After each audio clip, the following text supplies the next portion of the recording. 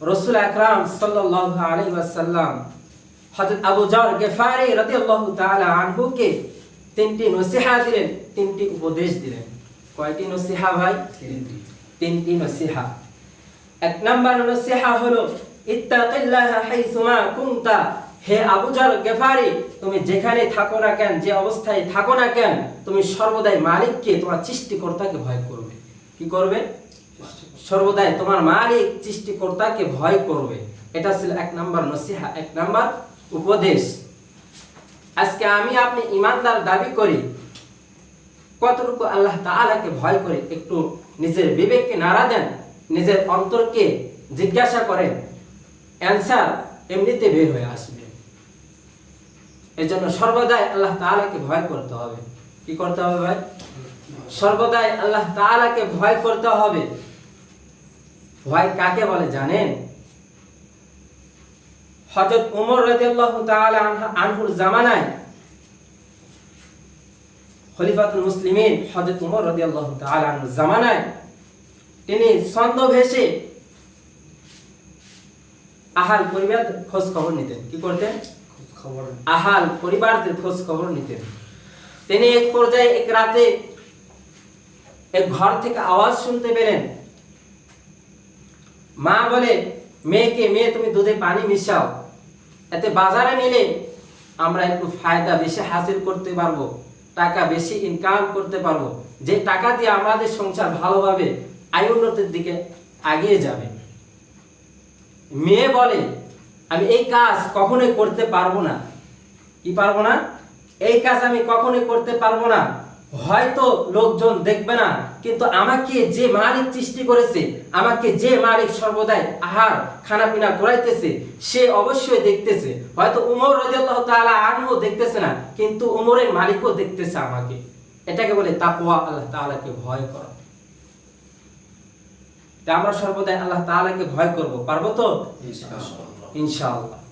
তিন নাম্বার নসিহত দিলেন হযরত আবু যর গিফারি রাদিয়াল্লাহু তাআলা আনহুকে। কয় নাম্বার নসিহত? দুই নাম্বার নসিহত। দুই নাম্বার নসিহত। কয় নাম্বার নসিহত? দুই নাম্বার নসিহত দিলেন ওয়া আতবি'আস সাইয়্যাতাল হাসানাতা তামহুহা। হে আবু যর গিফারি, তোমার দ্বারা যদি খারাপ কাজ হয়ে যায়, গুনাহের কাজ হয়ে যায়, তার বিনিময়ে তুমি একটা নেকির কাজ করো। কি করো? তার বিনিময়ে তুমি একটা নেকির কাজ করো। ওই নেকির কাজ খারাপ কাজকে মিটায়া দিবে। সুবহানাল্লাহ বলবেন না? সুবহানাল্লাহ। আজকে আমি আপনি কি পরিমাণ গুনাহের কাজ করতেছি, গুনাহ থেকে তাওবা করি না, বরং নিজের গুনাহ আরেকজনকে বর্ণনা করি। কি করি? নিজের গুনাহ আরেকজনকে বর্ণনা করি। বলেন তো তালবে ইলম ভাইরা, সব সমবয়সী, নিজের গুনাহ অন্যকে বলা ক্ষতিকর না লাভ? ক্ষতিকর। শুধু ক্ষতিকর না, যার কাছে আপনি গুনাহের কথাটা বললেন, আপনি তার কাছে গোলাম হয়ে গেলেন। এই জন্য হযরত শেখ সাদি রাহিমাহুল্লাহ বলেন, যে গোপন ভেদ, যে গোপন কথা তোমার মধ্যে আছে, ওই কথা বন্ধুদের মাঝে প্রকাশ করিও না, যদিও প্রিয় বন্ধু হয়। কারণ ওই বন্ধুরও আরো বন্ধু আছে। এইভাবে ধারাবাহিক অনুযায়ী চলতে থাকবে। তাহলে আমরা এই নসিহত দ্বারা, এই উপদেশ দ্বারা কি বুঝলাম? নিজের গুনাহ অন্য কাউকে বলবো না। যদি গুনাহ আমার দ্বারা, আপনার দ্বারা হয়ে যায়, সঙ্গে সঙ্গে কি করব? তওবা করব।